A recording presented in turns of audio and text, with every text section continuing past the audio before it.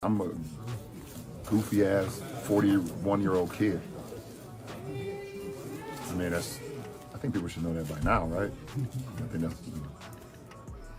yeah, that's just me. I'm just a goofy, I get to play basketball. Like, they pay me to play basketball. Like, why wouldn't I be happy about that? I get to be with my son and my teammates and people, all these unbelievable fans. They've watched me throughout my career and they give me all the support and love. And it's like I enjoyed my, is it work? I enjoy what I do. So have fun. You see me on the court, see me in the back. I just love what I do. So it's pretty cool. LeBron James just told everyone exactly what's been obvious for years. He's obsessed with his own statistics. While the Lakers collapse around him, their 40-year-old superstar is checking stat sheets during timeouts and protecting scoring streaks in garbage time. The team is falling apart, the losses are piling up, and the king refuses to change. Let's expose what's really happening here. James off the window. LaRavia to James, 3-on-1 developing. Whoa, it's there! Jackson Hayes, big finish. Is LeBron purposely stat padding at the expense of winning? Or is this just what happens when a legend refuses to accept Father Time? Drop your honest take in the comments. LeBron James literally admitted on camera that he's obsessed with his stats, and somehow people are acting like it's normal. I'm a guy that goes to the bench and I like to look at the stat sheet. I like to look at what I'm shooting from the field. Like I like to be super efficient. I'd be lying to say that I don't know how many points I have at any given moment of the game. He said, word for word, "I'm a guy that goes to the bench and I like to look at the stat sheet. I like to look at what I'm shooting from the field. I'd be lying to say that I don't know how many points I have at any given moment of the game." Read that again. LeBron James, in his own words, confessing that he's constantly monitoring his personal statistics during games. Not the score, not defensive assignments, not what adjustments the coaching staff needs, his individual numbers. That's what occupies his mental bandwidth while his team is trying to win basketball games. Sar's not one of them yet. Oh, there it is. Triple-double. There it is. Now he looks to JJ. Get me out of here. Timeout. Yeah, exactly. I'm done. It's almost like the people behind the Laker bench know the stats as well. And this isn't some new revelation. We've seen the evidence play out for years. There's actual footage of LeBron coming out of timeouts and immediately checking the stat sheet before even pretending to listen to what the coach is saying. His teammates have joked about it publicly, saying they tell each other, "There's going to be another LeBron record tonight," before games even start. They know the deal. LeBron James is a fraud. LeBron James, once again, proves that he's a pat-standing clown and should never again ever be mentioned in the same breath as the greats who have ever played this great game that we call National Basketball Association basketball. We've watched him pass up open shots at the end of quarters to protect his field goal percentage. We've seen him pass the ball to teammates after the buzzer sounds, so potential misses don't count against his shooting numbers. Even in the NBA Finals, Rajon Rondo's facial expression when that happened told you everything you needed to know. Pure disgust. In the 2016 Finals, Tyronn Lue called out LeBron at halftime for terrible defense and costly turnovers. LeBron's response? He rattled off his stat line.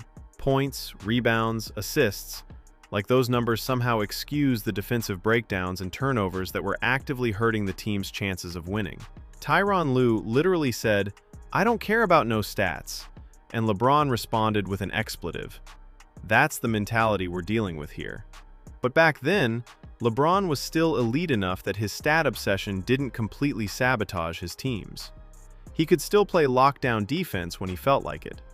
He could still dominate games when circumstances required it. The stat padding was annoying and obvious, but it wasn't destroying his team's ability to compete for championships. One might say to themselves, why does a guy at 41 years old who couldn't play against the San Antonio Spurs because allegedly he had a bad ankle and couldn't go? We know what he's really doing, folks. He's waiting to play against lesser opponents so he can stat pad because that's what he does. Now, completely different story. The most blatant example happened against Phoenix, when the Lakers were down by 30 points. Complete blowout. Game already decided. Any reasonable player accepts the loss and rests for the next game. But LeBron stayed in desperately trying to maintain his streak of scoring at least 10 points in every game. He was out there in garbage time, hunting for buckets while his team got demolished, all to keep a personal streak alive. And when he finally hit 10 points, he looked up at the scoreboard, sighed with visible relief, and immediately checked himself out of the game. LeBron, they're the best team in the league, and they're a good measuring stick when you play them. Where are you seeing the gaps between like where they're at and the things they do well consistently versus like kind of the build that you guys are trying to put together? You want me to compare us to them? No, I want to know where you think though, that like sort of as this team is on its like. That's a championship team right there. We're not. So I don't understand. What are the biggest things you think that are keeping this team as right now? We can't sustain energy and effort for 48 minutes, and they can. That's why they won a championship. There's a thing, like let's say we in the locker room. Let's say we in the locker room. We the others, right? And we hear Bron say that. I'm sitting there like, nigga, you the leader of this shit. Nigga, we can pull up how many clips? We playing 4-on-5. Am I wrong? That's fair. So my thing is, when you calling out people, you gotta lead by example, correct? That moment told you everything you need to know. The game didn't matter. The team's performance didn't matter. The only thing that mattered was protecting LeBron's consecutive games streak. But the stat padding goes way beyond just staying in blowouts to chase points. It's infected every aspect of how LeBron plays basketball, and it's making the Lakers significantly worse. Let's talk about defense, or more accurately, LeBron's complete absence of it. LeBron James is statistically one of the worst defenders in the entire NBA right now. Not just bad for his age, not just struggling a bit, one of the absolute worst defenders in the league. And there's no legitimate excuse for it. Yes, he's 40 years old, but he still has plenty of athleticism. He can still jump. He can still move laterally when he wants to. The problem is, he doesn't want to, because defense doesn't show up on stat sheets in ways that help his legacy narrative.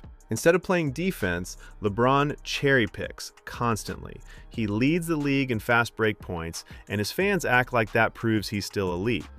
But watch how he actually gets those fast break points. He's literally standing under the opponent's basket while his teammates play 4-on-5 defense behind him. It works occasionally. He'll get an easy dunk off a long outlet pass and the highlight looks spectacular. But when it doesn't work, which is most of the time, the Lakers are stuck defending with only 4 players while LeBron camps out waiting for free points that never materialize. There's footage of LeBron wasting 13 seconds standing under the opponent's basket, waiting for an outlet pass that never arrived. 13 full seconds of a possession where his team is playing shorthanded on defense because LeBron is too focused on stat-padding fast break points to actually help his teammates. There's footage of LeBron leaving his defensive assignment wide open to hunt easy rebounds. His man gets an offensive putback because LeBron abandoned him to stand in rebounding position. But LeBron gets the rebound on the next possession, so it goes in his stat line as a positive, even though his defensive breakdown led directly to opponent points. He plays like someone grinding badges in NBA 2K My Career mode. Every decision is calculated around what will boost his individual statistics, not what will actually help the team win basketball games. The compilation videos of LeBron's defensive breakdowns this season are genuinely embarrassing. He's getting backdoor cut constantly. He's leaving shooters wide open. He's standing around watching plays develop instead of rotating or helping. And his teammates are left scrambling to cover for him, which leads to their own defensive breakdowns, which leads to the Lakers giving up easy buckets all game long. The advanced metrics confirm what the eye test shows. The Lakers are measurably better when LeBron James is not playing. That's not opinion or narrative, that's objective statistical reality backed by plus-minus data. But LeBron will never accept a reduced role or come off the bench because that would hurt his legacy and his counting stats.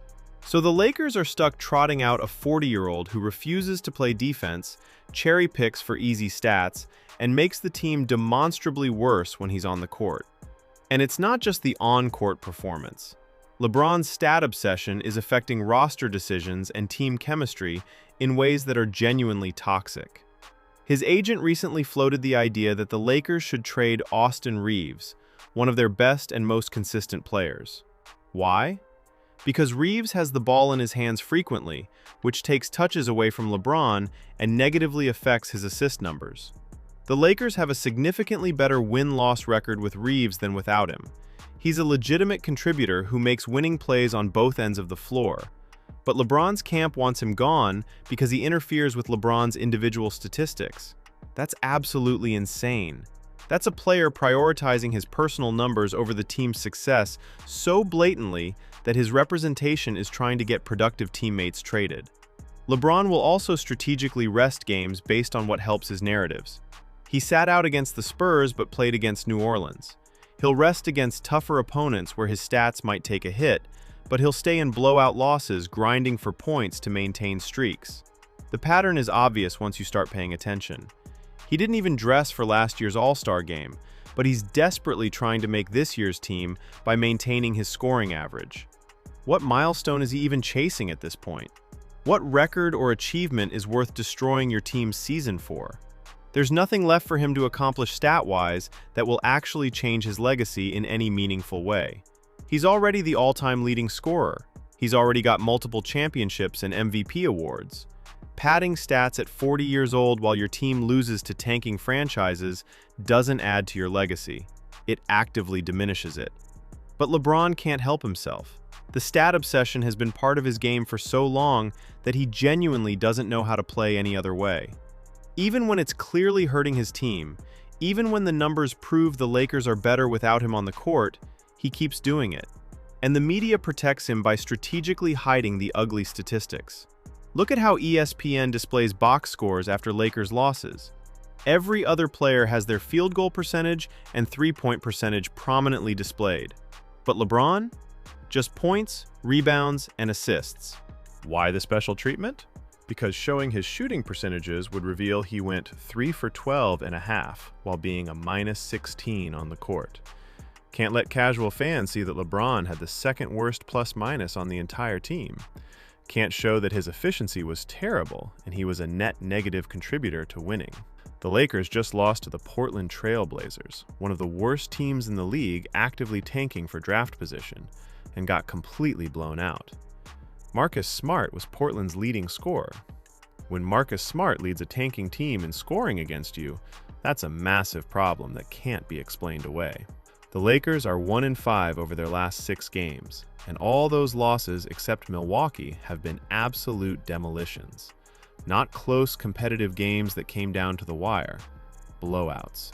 The kind of losses where Bronny James is playing meaningful minutes before halftime because the game is already over and the starters are getting rest. Speaking of Bronny, LeBron has his unqualified son on a guaranteed contract taking up a roster spot and cap space while better players sit in the G League or on two-way contracts. Drew Eubanks just dropped a career-high 21 points on a two-way contract, proving in one game that he deserves rotation minutes far more than Bronny ever has. But Bronny still played more minutes than Dalton Knecht, an actual NBA-caliber player who was a lottery-level talent in the draft because of pure nepotism. When reporters asked JJ Redick where Drew Eubanks has been all season and why he hasn't been getting opportunities, LeBron took a passive-aggressive shot at his own coach, saying, "Well, we'd have to continue playing him for it to matter." That's genuinely sick behavior. You hired JJ Redick. He's trying to make legitimate basketball decisions with limited options. And when another player proves through performance that he deserves opportunities, you undermine your coach publicly for not playing him sooner while your unqualified son gets guaranteed minutes regardless of performance? The Lakers would be so much better if LeBron just accepted reality. If he came off the bench, played 20 to 25 minutes in specific situations where his skills could genuinely help, and let Anthony Davis be the clear #1 option without interference, they'd legitimately be a playoff team with upside. But that will never happen because LeBron's ego and stat obsession won't allow it. He needs to be the focal point. He needs his counting stats to look impressive. He needs the media narratives to position him as still elite, so his legacy arguments stay intact. And Lakers fans are suffering for it.